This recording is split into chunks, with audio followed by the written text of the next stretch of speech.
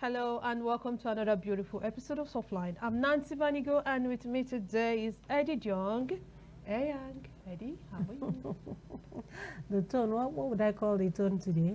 Eddie Young, that was fast. Yeah.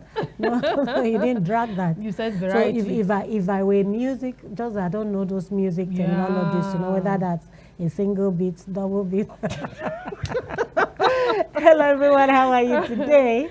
It's a beautiful week and we're happy to have you here on Softline, only on ADBN TV. That's where you can have it soft all through the week.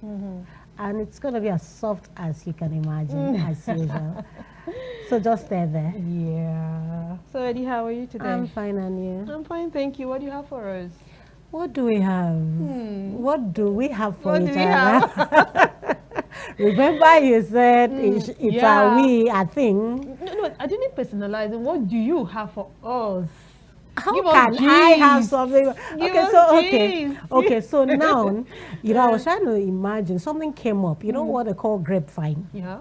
Where someone okay, now I'm going to look at the office scenario. Okay.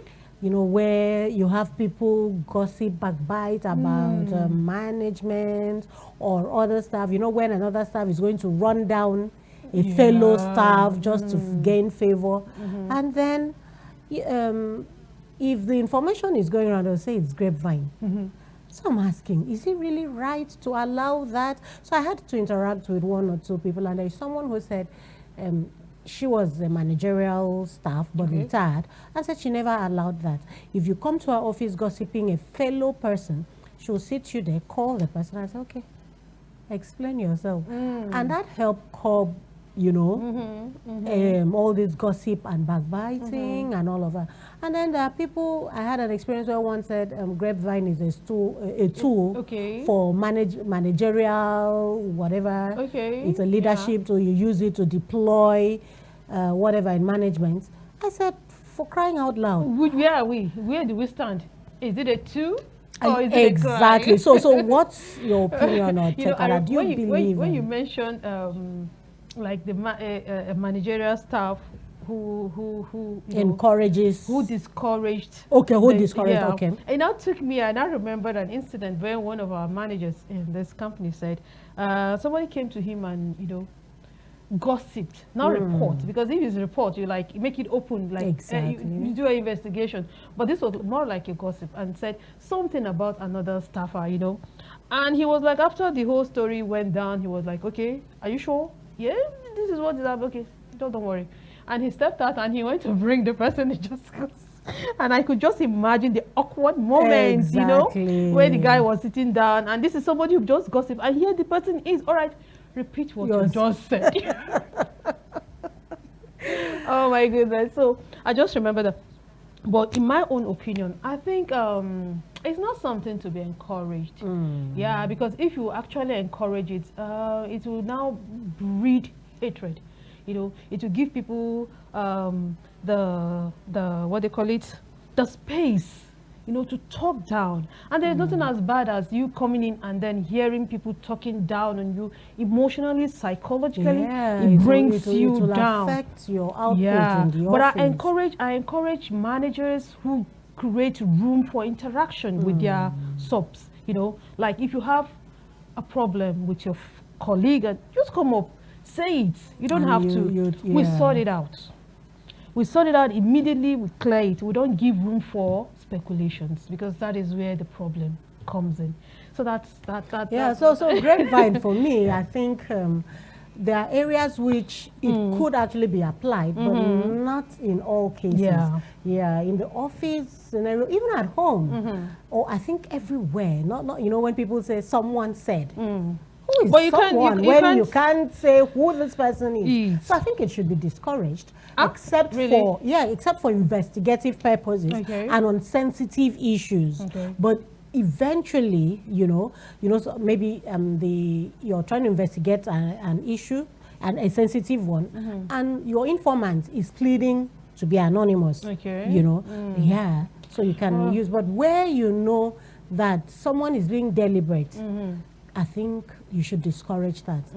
So you don't encourage the person to keep up with that kind of attitude, whether in the workplace or at home or in your relationships. You know, someone coming up, the other one said this, and then you're like having issues with someone for nothing, you know, because this person probably would have been saying this for her own interest. Yeah. Exactly. You know, I think you're right. I totally agree with you.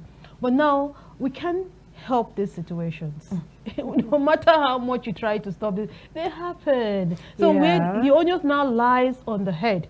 How he manages the information he gets. Some persons get this information and they don't manage it well, and it goes, you know. And some get this information and they make good use of it. You know, it helps the company too. And some actually get vindictive for an information you haven't had a fair hearing. You haven't heard from both sides. You haven't given the other person opportunity to defend him or herself. So. All right, I like this talk of yours. I think we have to, you know, look at it as critically. Oh, exactly. And then you have to tell me if there's something going on. All right, we have our guests already in the house, so we'll go on a very short break to usher in our guest, and we'll be right back with our topic and who our guest is. Stay with us. We'll be right back. Now here's some exciting news. ADBN is everywhere you are. Stay connected with us across all our social media and streaming platforms for exclusive news updates, captivating stories, and more. Join the ADBN community today via our various platforms on Avo TV app, ADBN channel 121, Niger TV app, ADBN TV, Limex World TV app, ADBN TV. Get the latest news straight to your phone. Join our WhatsApp channel. Just search for ADBN TV and hit the follow button. Turn on your notification to stay updated and never miss any part of the experience. Stay in the conversation with us across our social media handles on X at ADBN_TV, Instagram at ADBN_TV, Facebook ADBN TV, YouTube ADBN TV_NG, and keep visiting our website on www.adbntv.com. Watch us live anytime, anywhere. ADBN TV, a part of you. In the heart of Uyo, two young women with big dreams and even bigger egos are about to turn everything upside down. Meet Mfong Eyo Dudu, aka the brokest rich babe in Akwa Ibom, and Mena, the worry girl who's convinced she's Uyo's finest. Thrown together by fate, they are living the dream and trying not to kill each other. In a city full of hope, hustle, and hilarious missteps, they'll learn that sometimes the only way to make it is by sticking together. But it's so hard not to lose hope. I know. Akwa when everything's already wrong, what can possibly go right? And with their band of crazy friends and flatmates. I was joking earlier. I'm your landlady. You are the caretaker. All you get is more spice, more drama, more laughter. I was just with my brother. yes, I have a new brother. Lots of brothers doing it. No one. Get ready for the funniest ride of your life. Akwa Songudong, where dreams meet reality.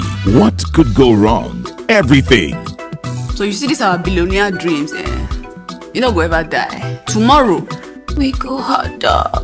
We go harder. Akwa Songudong, showing every Saturday and Sunday, 3 p.m. and 9 p.m. Only on ADBN TV. Thanks for being there and welcome back. So today we are sitting down with Emmanuel Udofia.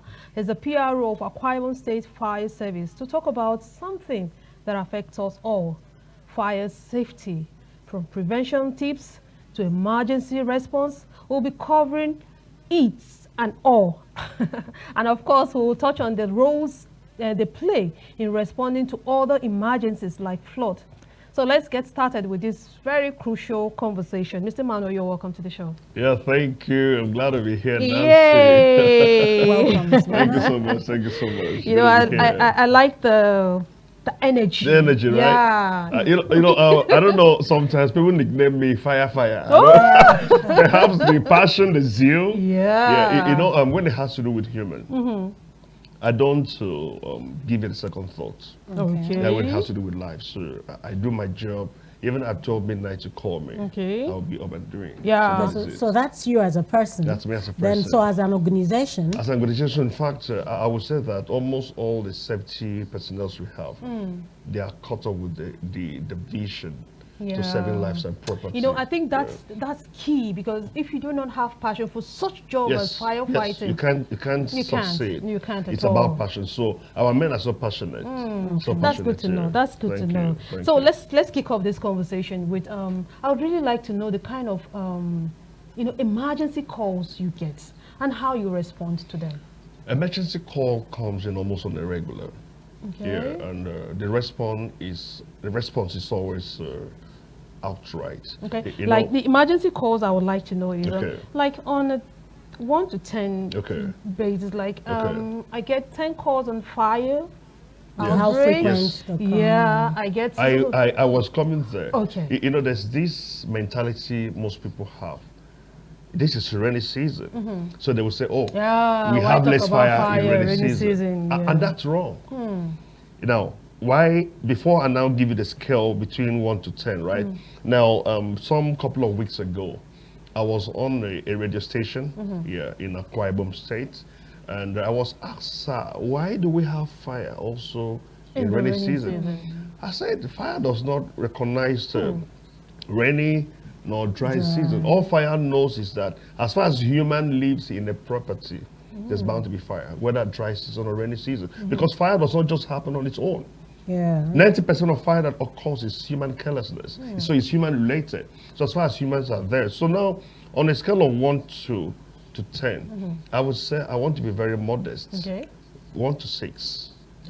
That's how frequent it is on a regular. So if it's dry season, so we give it 10 or 1 to 9. Yeah, because that season would actually dry everything, because of the wind, climate change. Now, fire burns more with the presence of 3 factors. Yeah, and that's heat, fuel, and oxygen. So in dry season, the rate of oxygen is so high, and when fire happens in a certain position, there's rate that it could spread faster. Yeah, that's only difference or negative advantage it has during the dry season. All right, so you just mentioned 1 to 6 for fire. What other calls do you get as emergency calls in your fire department? Emergency call, I think a couple of months ago, someone fell into pit toilet. Yeah, because our job. Yes, we do that. Oh, okay. Yeah, we have people who are trained for rescue services. So the person was rescued alive. Over how many? About more than 9 feet deep. Yeah. The fire personnel just went there. The problem is that the life of the rescuer is even at risk because he didn't go with an oxygen. And all of those facilities are not there to get the job done. But you see someone who is passionate, she'll say, "I must save this life," because it was a toddler. He went in and rescued her. Wow. So that's part of it. And then we flood also. Though flood, we do not record it just of recent. But about 3 years ago, someone died, and then before it happened, first I was called. We went there and then did the best we could. But flood had already taken the person, and then it was gone with it. So that's part of our job, beyond fighting fire. Okay, so I just had to make that establishment. Okay. Yeah, because people say firefighting, so it's only when there's fire they call it. So I want our audience to know other things, emergency calls that you can also put through to fire service agencies and all that. Okay, so does that also apply to people drowning? Like in the river? Like in the river. No, I think that does not cover our own area. Okay. Yeah, it doesn't cover, but why I'm saying it doesn't cover, because we do not have a training facility that train our personnel on how to swim. So we are limited to that. Yeah. But if someone is drowned, now where flooding concern us, because we will need to pump some water out in order to reduce it. So that is it. Okay. Okay, so you also said something which I was going to ask. the equipment, the facilities you need to facilitate and say that you deliver your work effectively. How kitted are you people? Are you fully equipped for this? That's basically the lacuna we have. Yeah, you know, we are equipped when it has to do with firefighting. Okay. Yeah, though, you know, we are living in the modern age, and then there are some facilities that we would need to add a job faster and easier. So those are not there. So though, even with that, we are still able to cope with the equipment we have at hand on firefighting in quote. But when it has to do with an extension of flood control, rescue system, most of those equipment are not really there to helping us do. So we only still depend on the old, which is almost depleted. And sometimes make the work very boring, so difficult to, All right, so we would also like to hear stories like you said, your personnel at risk. For example, when the staff had to go rescue someone, you know, so you tell us some experience, personal experience, worst case scenario where you felt, wow, we did this, like this scenario was against all odds, and you were all. But just before we go there, you just enlighten us and maybe tell our publics how to stay safe. Okay. Okay. Let me give safety tips first before I get to the other. All right. Are you sure we're not jumping the gun here? Going to safety tips. Let's start with types of what kind of fire outbreaks. You know, you said something about during the raining season there's less of fire, and then so during this raining season, what are the major causes of fire in our vicinity? I think we should start there before we talk about I will not forget your question, even before you ask about it. Okay, let me start. You know, she asked about worst case scenario, the experience, right? I want to use me now for example. Some years gone, you know, at Itu local government close to Udwa Itam. Yeah, precisely. There was a fire outbreak and then we were called. So I was there as one of those, the frontliner. And then we had done the rescue services. And then at some point, we still needed to be sure that there is entire damnation of fire. Now, there's what we call, you know, when you fight fire, at the end of the day, you must make sure you dam-proof everything, the facility. That's by soaking it with the water. So there's no possibility of so that there will be no. So why trying to dam the entire? I did not know this wall was automatically batty. It was weak, and then trying to exert jet on it, the wall fell on me. So I had to jump and left my hose. So that was very scary. I'm telling you, so I jumped and left my hose. So one of my senior officers, I think that's when I was almost joining the job newly, was saying, Emmanuel, be sure, this one we face. So that's worst case scenario. Now, asking about your question, I think the fires. Yeah, the kind of fire. In rainy season. Now, I want to use what happened recently, for example. I'm told that this person, elderly, was cooking and then used firewood. There's the traditional means of cooking. And then he did not observe to be sure that the fire, like I said, dampened, was totally dead. So he left, and then the fire, you know, the amber was still there. In as much as there's fuel is whatever could ignite fire. The firewood was there, and there was oxygen. So it will find the ambers. Suddenly it gets to the fuel, which is the firewood, maybe a stick or two, and then it will look for the nearest thing to. So that's how he was able to get through the house. Nobody was there. So the entire building was, you see, students says, help my mother, help my father. I went to school. We don't have where to stay. So it was a very pathetic story. So these things happen, irrespective of the season, both. So in as much as human is concerned, like I said earlier on, and then there's electricity as well. It's bound to be fire. So those are the majorly causes of fire. But there are some like natural disasters, like earthquake, which we don't experience yet. So irrespective of the season, in as much as human is concerned, there's bound to be fire outbreak. All right. I'll go down to Eddie's question. Yeah. Well, so fire tips. Yeah, for Good. safety Now, tips. Now, let me start from the illustration I've given. Assuming the person that made the cooking with the firewood was very meticulous, that would not have happened. So we tell people, come listen, you have to be very careful right at your kitchen.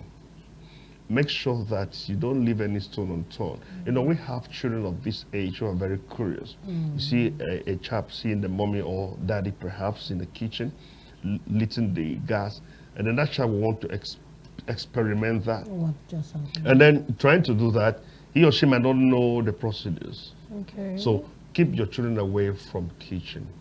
Yeah, do that. So you too, you must be keeping your eyes. For instance, you're cooking.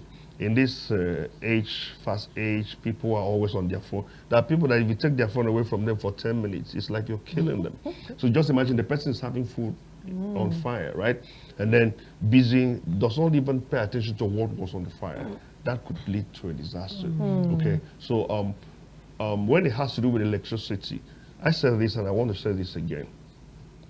Turn off your electrical appliances when you want to leave your home. Okay.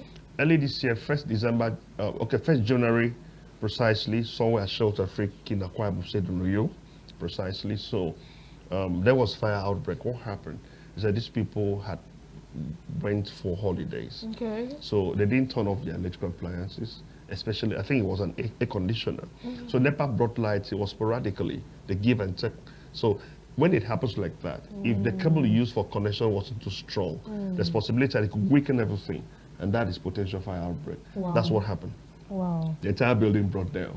Wow. Yeah, so turn off your electrical appliances, you know, and then when you do some of those little things, you'll be rest assured that You say 60% or more, you've reduced whatever disaster could have happened. now that's for home, right? Yeah. You know, some time ago, not even some time ago, as early as last year, we had a lot of fire outbreaks in marketplaces. Okay. You know, and that's, I know, there's going to be another round this year when the dry seasons come. So give us some tips about, you know, market people listening, you know, to prevent fire in marketplaces, especially where there's so much cluster of shops. Yeah. Now, if you want to go through the history of markets, it basically starts from warehouses, where they store goods. Okay. Now, you heap, right?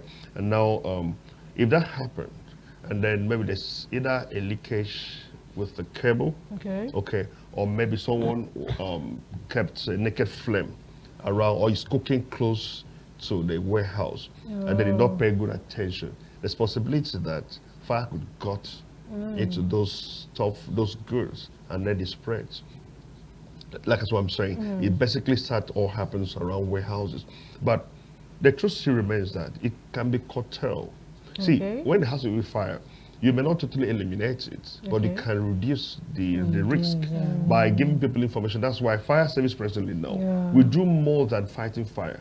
We do more of preventive awareness creation. That's awareness, like Eddie being having us here. So you say, Eddie, thank you for creating this opportunity for us to enlighten the masses. You say, come on, if we keep on doing this, everybody would know the do's and the don'ts. So when you do these things, I think it reduces. So the market, I think beyond that, all they need is orientation.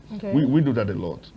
December before last, I was there at Akwa in the market and a few other major markets in town. We even do demonstration to them, and then they operate fire extinguishers, and then some of them, they don't even have fire gadgets, but they're collecting levies, and so we tell them, come on, this is very important, and then we just excuse it.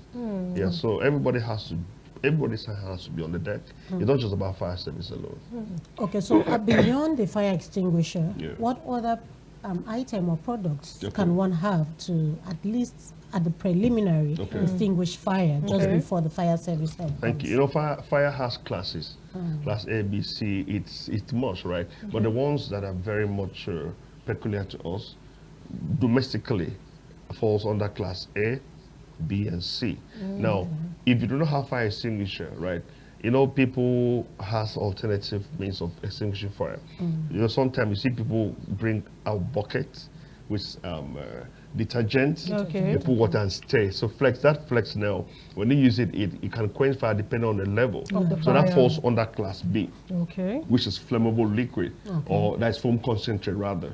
Okay, so that also can serve. Okay. Yeah, as a means to using to extinguish fire. You know, I don't know if any of you used to go to farm. Yeah, I used to go to farm then with my mom, my grandmother, and then if we are trying to cultivate the farm, and then we have heaps of trash, and then we burn them, then they seem to escalate.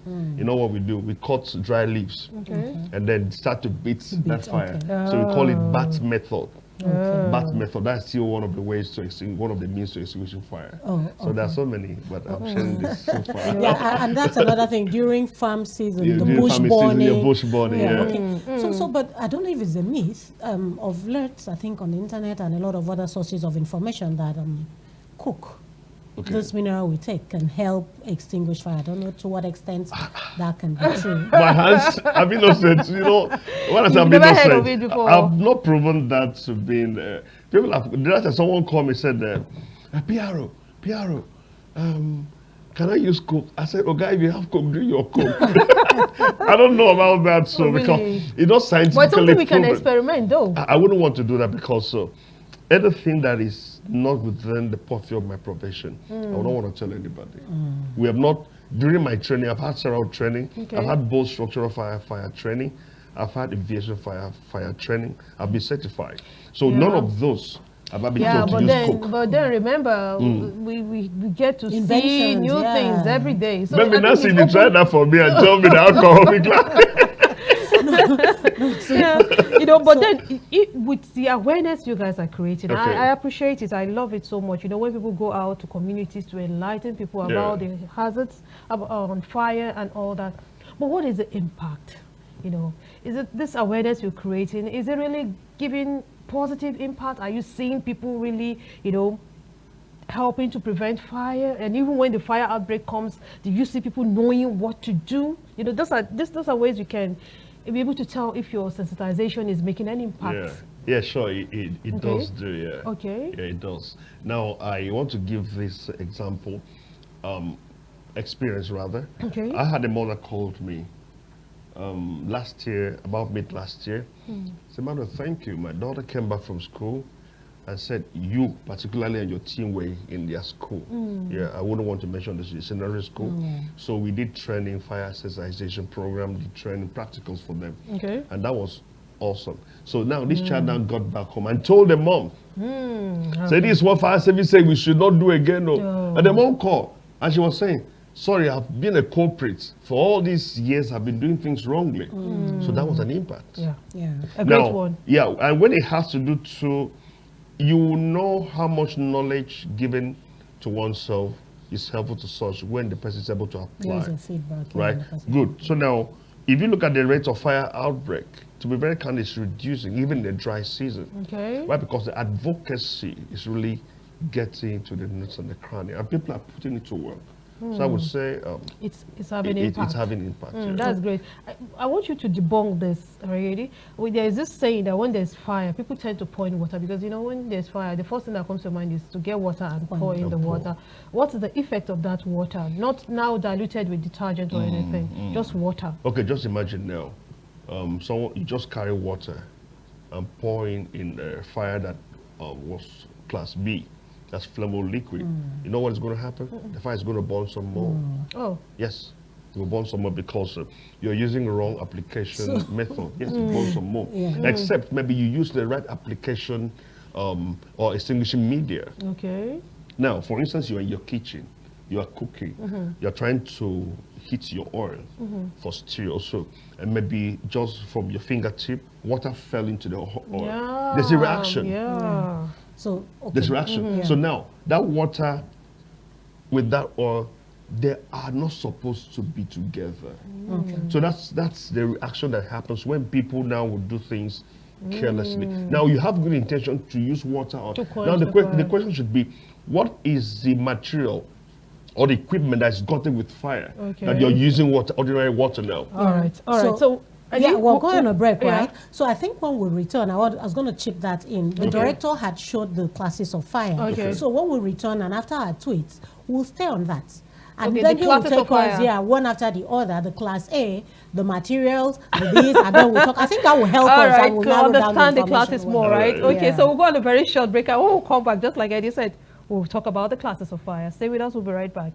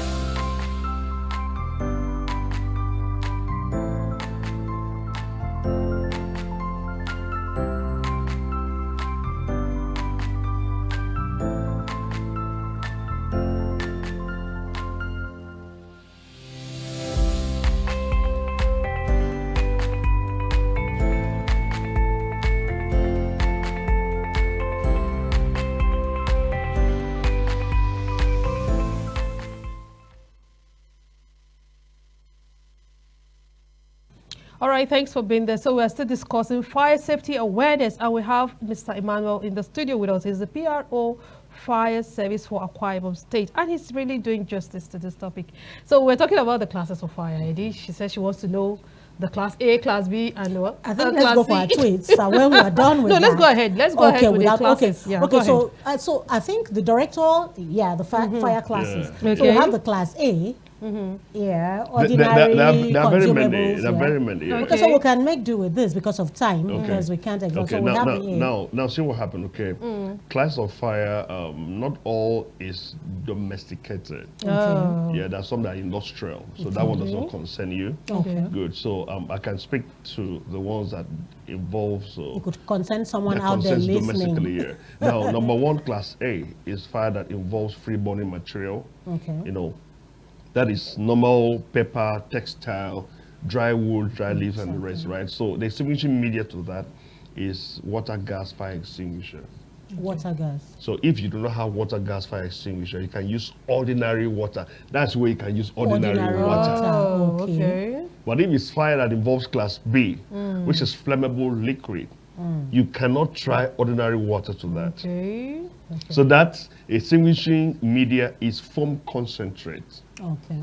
So if you do not have foam concentrate, you have alternative media, which is you use water, mix with detergent, stir it until you have the flakes. Oh. Then you can use it. Not ordinary water. It has to be with, so this is it. And then the C is metallic. Okay. Metal caught fire. Okay. Yeah, because really? as far as they spent, you use paint to paint. Now, paint is oily, right? And sometimes it could dry and then become like. So what could be the cause? What could corroded. ignite? Oh, it could ignite. Okay. Could ignite. So that one basically can be classified either as C or D.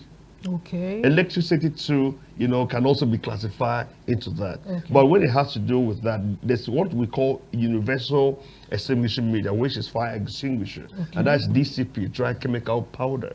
You can use it with any kind of fire. Okay. Yes, you can. Are they affordable? These fire extinguishers. Very affordable. Do we have handy? Nancy, just imagine now. Yes, very handy, right?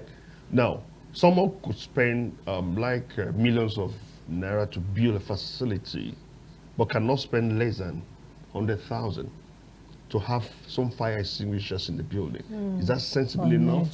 Sometimes you get to people, they say, no, we call ourselves with the blood of Jesus. I don't know. Yeah. Religion seems to be clouded. I went to a facility recently and I saw the way they took their time, you know, to have all those fire alerts, equipment, and then I saw the outlet, like water outlet, in each of the rooms. I was like, excuse me? Residential area, right? Yeah. You can imagine. But our people don't do this. The person is safety conscious. That stuff you saw there, like it's called water sprinkler, and it's very good. You could see that basically in hotels, bars, hospitals. But if someone could have it in their home, the person, if I see the person, I can just grab the person.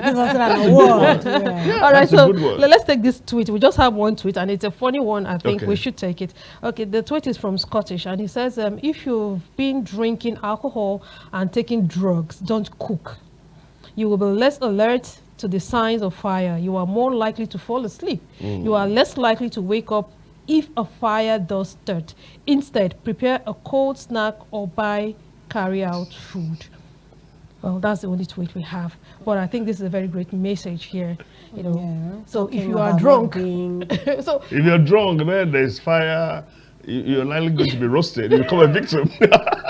Right. So that draws down the message of which you earlier mentioned about being active, sensitive. You know, that's you why be careless. That's why people don't drink. Maybe if it's one of your choices, you could drink when you're off duty. Okay. You don't drink on service or during service, so to speak, so that you'll be alert. You'll be on a high spirit to rescue. You know, somebody might not understand why they say do not drink and cook. Okay. You know, because sometimes when people take this alcohol, they tend to do wonders. You know, like recently I saw on social media where someone was so drunk and he challenged a lion. He fell into the lion's den and he challenged, and he came out without even being hurt. You know, because the lion too was like surprised. Who is this person challenging me? So you can imagine when the person is drunk and there's fire. Probably they'll be seeing the fire as a small thing. They might even be saying, what's this, small boy, I will beat you, that's fire now, right? Yeah. Imagine. So, so I just wanted to draw the attention why people should not drink, be drunk, and then go into the kitchen. No, you don't need to do that. Because you might turn on a regulator, and then maybe lit the gas, not even knowing that you already fled the gas in the entire building. So when it just... before you know, entire place got to so a particular scenario like the cooking, maybe frying of oil, you know, some people overheat the oil and it goes into flame. So what remedial measure, instant thing you can do, rather, you know, some people would throw water, which is not, so what could one do? Some would say place a lid over. Beautiful. So let's hear from the professional. Beautiful. So there's what called fire blankets. Your fire blanket might not be affordable to maybe not. It's not too costly. What I'm saying, maybe an average person might not have access to it, right? Like she was trying to paint a picture. If your oil, maybe your frying pan, your oil is so heated and there's potential fire, you could do this. Or if there's fire, so to speak, you don't need to pour water out of exigency. You can use your fire. Your pot cover, call it the lid. Make sure that you cover on top of the entire circumference of the frying pan. Now, why are you doing that? Remember, 3 elements causes fire to burn, as I said earlier, or like I said earlier on, heat, fuel, and oxygen, right? So when you cover your frying pan with the lid, you've cut off oxygen. Yes, you've cut off oxygen. The only thing available now is the fuel and the heat. You've incapacitated it. So cover it, don't pour water. You do not have fire blanket. All right, so let's take our discussion to another level because we just have very few minutes. Recently, Akwa Ibom State was one of the states placed on the red alert for flood. So now that we are prepared, I know this comes, it's becoming an annual thing, and yet every year we still have victims, you know, we still have casualties for this. What is your agencies doing, or how are your agencies collaborating with other agencies, you know, when it comes to flood management and rescuing people? I think one of the most predominant things we are doing is advocacy. Yes, just this morning, I would say, I had a meeting with my team, with the one of the local government chairmen in Akwa Ibom, and the essence was that during a stakeholders meeting we had with NEMA, National Emergency Management Agency, that local government particularly was mentioned as one of the flashpoints. So we want to have a meeting with him, tell him what to do, how to partner us. Okay. So advocacy is one of the things we do, right? And now after that, like he met with us, so there's need for training of the personnel, so that we've planned to get to the market to sensitize the market women and every other person. So that's to our part. Then government is doing theirs to the sealed, the drainages and the rest. Okay. So our own measurely, as far as flood is concerned, is to advocate, do advocacy, and we are that. Yeah, we are all that. Right, yeah. Okay. So beyond the advocacy, do you have some relief materials that you could give to people, like the fire extinguishers? Do you give gifts that to homes? And if someone is to, talking to a layman out there, where is the right place to position your fire extinguisher in the building? Okay. Yeah. Okay. All right. Thank you. So relief material first. We don't do that. Our work is to save life and property. Okay. So government, through SEMA, State Emergency Management Agency, or NEMA National, I think they are in charge of that particularly. Then talking about a safe place to have fire extinguisher. Now, for instance, maybe in your kitchen, it's not right to carry your extinguisher to hang on top of gas cylinder. Assuming there's an explosion on the gas cylinder, you will not even have the guts to even get close to it. So position on a safe environment that it can be accessed by anyone. Yeah, so by that, you should be able to operate. But if you have it close to the risk environment, the risk area, something happened some years ago in a certain hotel in Akwa Ibom. So the extinguisher was just positioned under the air conditioner that even got fire. So you know what? The young man was smart because he attended my training. So he now left that particular because he knew he would be hot if you do that. He went to the nearby place the extinguisher was. So that was smartness, right? So we encourage people not to just position extinguisher at the particular risk area.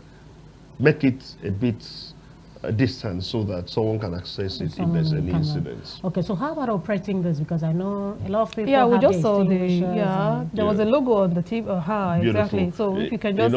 most people do not know how to use fire extinguisher. 2015, 16 or thereabout, there was a fire incident at one filling station. So one of the pump attendants who was not trained how to operate fire extinguisher. In fact, it happens. Most folks have it even in their homes, they don't know what it is. Okay, just imagine, so there's some people that even drive their cars just because they don't want a problem with road safety.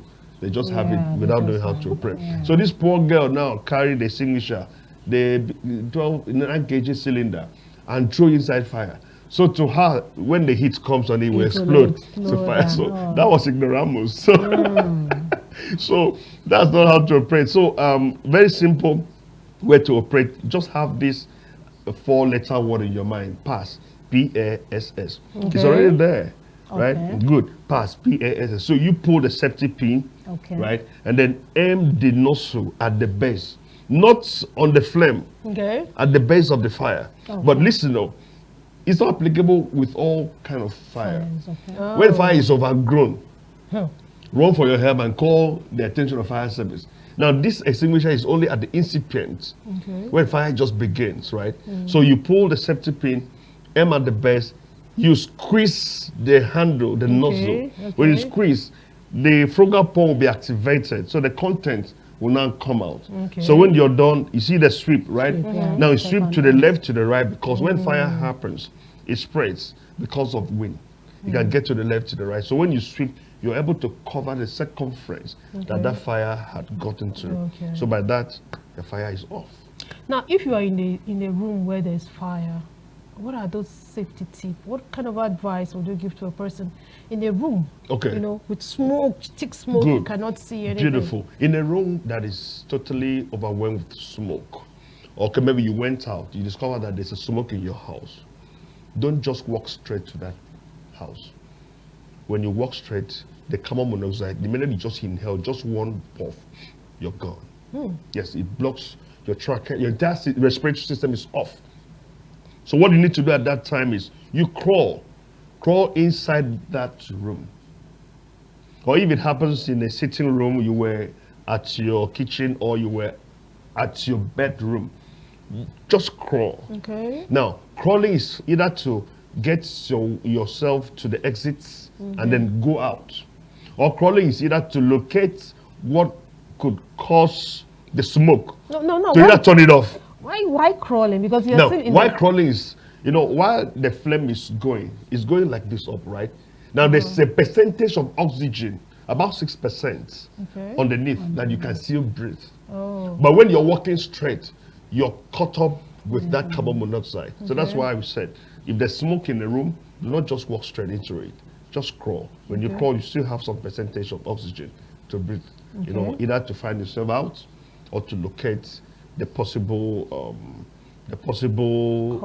cause of that smoke here. So that is it. Yeah. And what of buildings? How best can we do? Have these safety measures when building? Because I see some persons when they build, I see some kind of buildings. The windows are so tight. No ventilation. Yeah. It's so even problem. when there's a fire outbreak, I wonder how anybody can escape from such places. Now, Nancy, the other time we had a meeting with they said, how did they call them? Builders? No. We have, that is Engineers Society of Nigeria. Okay. I think that's how they call it. Society. So we had a meeting with the chairman. He said, listen, there's need to collaborate fire service into what you're doing. Now, there are some government giant projects, and the fire service most times are not carried along. Because when we're carried along, we can possibly share our ideas. These are things you need to do. Like you said, building, the roof, the window is so tight, no ventilation. When we're carried along, sincerely, most of those things will be curtailed. So there's need to bring fire service into construction. Yes, because our job is basically engineering too, right? Oh, really? We have safety engineers, yes, a lot of them work with us, so that's it. So when we are brought into the system, I think we also help to give ideas to proffer solutions. Okay, so I think that will take us to the symbols and signs of fire safety. Okay. Symbols? Yeah. Oh. They have some. Yes, there are. Yeah, a lot of them. A lot of them. Like you see you get to some hotel, so to speak, or social club, you see no smoking, they just have like a stick of cigarette, and then you see so that's part of the sign, right? And then, maybe someone is like in this room now, like in this studio now, right? And then there was, you're seeing a lot of them there. You see fire exits, right? Now, you get to maybe a fast food eatery, someone is trying to mop the floor. And then there has to be a sign that the floor is wet because oneself can be careless and then just one sleep. And that's another accident. So there are a lot of signs. The phone call sign. Does that mean no phone call? Like I see lots of that in the filling stations. The phone call sign could make reference to an emergency alert. Oh, it can also mean, because by right, you don't have any right to make phone call at a filling station. Yes. But people do, and I've not heard of any. If anybody do in a vehicle, you have just run away. No, but it's true. It happens. There's been fire outbreak. We had an incident the other time from Enugu. The person just drove. Public transport now. So call just kept, hello, before you know, people died. Really? Yes, only few were being rescued. So it's not right. Yeah, it's not right place. It's not right too, because now for instance now, Nancy, you are at the filling station. You're seeing this it's insidious.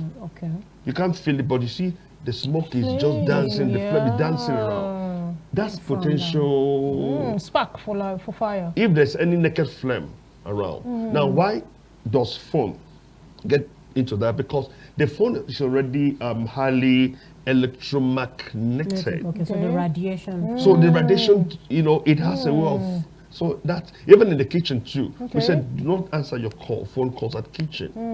Yes. All right. So, and another incident or another thing I would like us to talk about quickly before we go. We have lots of tankers falling on the way and people scooping fuel and all that. And the next thing you see, boom, everybody's on fire. So by the time you see somebody on fire like that, how do you help such a victim? Because I know people run for their life. Nobody wants to go close. But sometimes our job, sincerely, no matter how risky it is, the first thing in our mind is to rescue. Year before last, they give a call to fire service. I actually got the call from one of the commissioners for information in the last administration. He called, he said, PRO, there's fire tanker. Oh, I mean, fuel tanker that just fell. There was no fire. So it spilled the contents, the petrol everywhere. You know, when we went there, we did not just allow people to come and scoop. So what we did was to make sure that we prevent that fuel that's been spilling everywhere from igniting fire. What did we do? Now, this is what we did. When we got there, we discharged foam concentrate on top of that fuel. On the floor. So when you do that, you've disarmed it. So even if sun comes on it, but because of the foam concentrate on top of that flame, you cannot ignite fire. So that was what we do, or did rather. But in a situation whereby there's fire already, or people were scooping, and then fire ignites, we could say rest the soul of those who will be caught with fire, right? But what we would do is to make sure that we got down the veget area from it extending through. Now, it's already born in this particular location.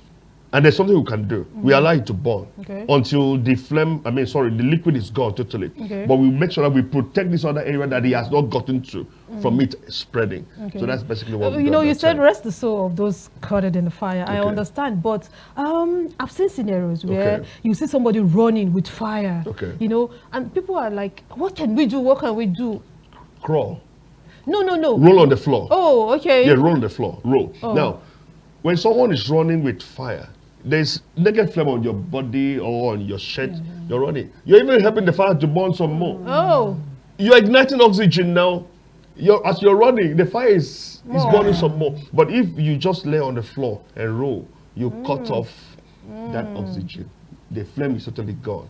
So if it happens, do not just using sand, you know, like sand. Using sand is when maybe you're alive. You know, then you can use sand. You understand what I'm saying? But if you are the one, God forbid now, running with the flame, you can't use sand on your body. But you just lay on the floor and then begin to roll. When you do that, you cut off the oxygen.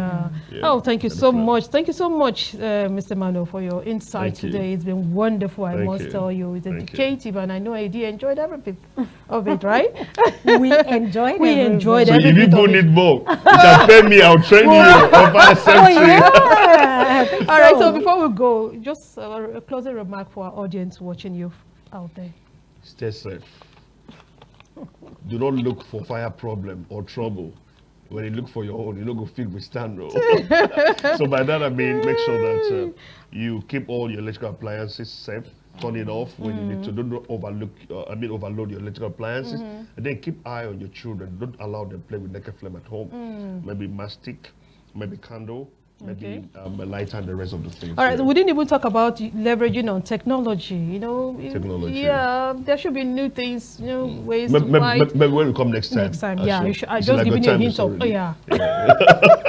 All right, thank you so much. You wanted to ask if there is how AI can be used to... My dear, AI is quench fire. Yes, now. Don't allow someone to use AI to fight fire in your house. So don't fire me because that robot might not do anything. I don't know. You. All right, thank you so much for coming on the show today, and thank you so much for being there, our wonderful audience. I'm sure you've been blessed with some information today like we have here in the studio. Well, that's all for today. We'll see you again tomorrow, and from all of us in the studio is bye-bye, and thanks for watching.